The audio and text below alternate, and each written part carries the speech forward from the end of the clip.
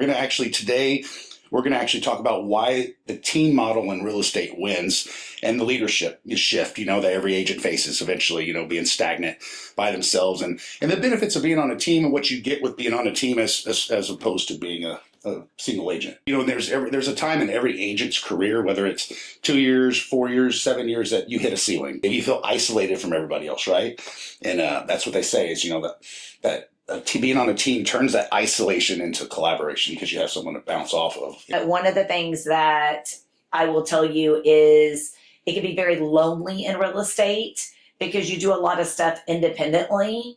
And so you do need that team dynamic to make you feel like human when you're going through struggles and challenges and every day. But in actuality, they're leaving because they have a lack of support, clarity, they have lack of room to grow. But until you have that mirror and you look into it and you realize, okay, there's some things I need to do. And having a team helps hold you accountable on things like that. And feeling like you belong. I think belonging is key. Like obviously in like I said, in any industry, you see that. And in teaching, it was that way. You would have teachers that would job hop districts, and it's because they didn't have that sense of belonging.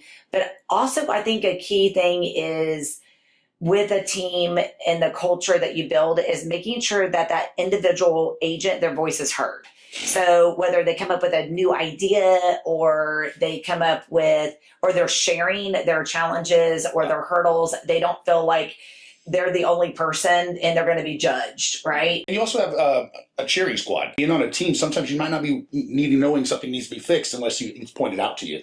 So we don't have a problem doing that with each other is, pointing out to each other.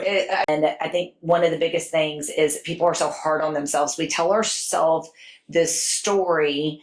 It's like almost a made up story about why we can't be successful and we're insecure about something, and having somebody on the other side to tell you, hey, you're doing a great job or you're in the right direction. I think that's the biggest thing. I'm a profession in this business, but having, that backup. And also too, with the one of the many benefits of being on a team dynamic is I said accountability already, but the discipline side of things. I think we talked about in our last team meeting last week that our biggest luxury we have is to be our own bosses, and we have the luxury of time, but our biggest crutch we have is the exact same thing.